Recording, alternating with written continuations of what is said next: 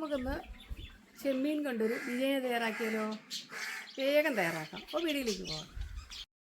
ഇതൊരു 300 ഗ്രാം ചെമ്മീനാണുള്ളത്. അതിലേക്ക് 1 സ്പൂൺ മുളക് പൊടി, ഇഞ്ചി വെളുത്തുള്ളി പേസ്റ്റ്, ഇത്തിരി മഞ്ഞൾപ്പൊടി, ഇത്തിരി ഉപ്പ്, ഇത്തിരി ചെറുനാരങ്ങ നീരും കൂടെ ഒഴിച്ചിട്ട് നന്നായിട്ടൊന്ന് നമ്മൾ തിരുമ്മിയിട്ട് ഒരു അരമണിക്കൂർ നേരം വെച്ചേക്കുകയാണ് മാരിനേഷന്. പിന്നെ 2 കപ്പ് അരി എടുത്തിട്ടുള്ളൂ. 2 കപ്പ് അരി എടുത്തിട്ട് നമുക്ക് നെയ്ച്ചോറ് വയ്ക്കണം. ഇത് നമ്മൾ മസാല തയ്യാറാക്കാൻ വേണ്ടി ആദ്യം 2 സവോള നമ്മൾ അരിഞ്ഞെടുക്കുകയാണ് കനം കുറച്ചിട്ട്. അത് നമുക്ക് ഒന്ന് വറുത്ത് എടുക്കണം. അപ്പോൾ നമ്മൾ ചൂടായ എണ്ണയിലേക്ക് നമ്മുടെ കനം കുറച്ചരിഞ്ഞ് സവോള ഇട്ട് കൊടുത്തിട്ടുണ്ട്. അതൊന്ന് നന്നായിട്ട് വറുത്ത് നമുക്കൊന്ന് ഇളം ചുവപ്പ് നിറാമോ ഒന്ന് കോരിയെടുക്കാം. ഇത് കോരിയൊരു പ്ലേറ്റിൽ ഇരിക്കട്ടെ. ഇനി നമുക്ക് ഈ എണ്ണയിലേക്ക് ബാക്കി സാധനങ്ങൾ ഇട്ട് കൊടുക്കണം. അപ്പോൾ ഇതിവിടെ മാറിയിരിക്കട്ടെ. ഈ എണ്ണയിലേക്ക് നമുക്ക് ഈ ചെമ്മീൻ നമുക്കൊന്ന് വറുത്തെടുക്കണം. അത് അരമണിക്കൂർ കഴിഞ്ഞിട്ടുണ്ട്. അപ്പോൾ അത് നന്നായിട്ട് ഒത്തിരി അങ്ങോട്ട് മുറുകണ്ട, ഒരു വിധം ഒന്ന് ആയി കഴിയുമ്പോൾ നമുക്കത് കോരി ഒരു പ്ലേറ്റിലേക്ക് മാറ്റാം. ഇനി നമ്മൾ ഒരു 4 സവോള അരിഞ്ഞ് വെച്ചിട്ടുണ്ട്. ചെറുതായിട്ടാണ് അരിഞ്ഞിരിക്കുന്നത്. അത് നമുക്ക് ഇതിലേക്ക് ഇട്ട് കൊടുക്കാം. ചെറിയ സവോളയാണ് 4 എണ്ണം.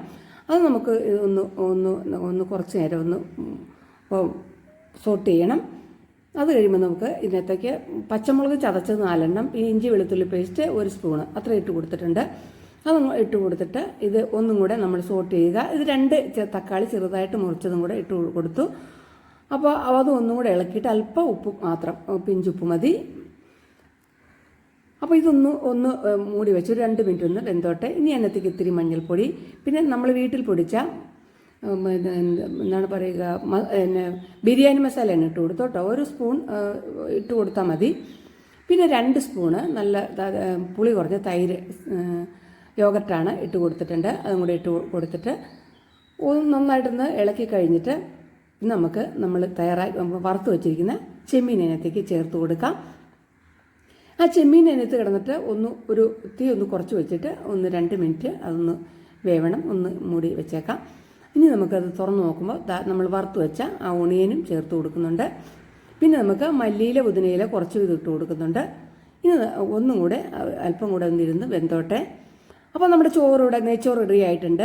അപ്പോൾ ആ നെയ്ച്ചോറ് നമ്മൾ ഇതിൻ്റെ മുകളിലേക്ക് ഇട്ട് കൊടുക്കുന്നുണ്ട്.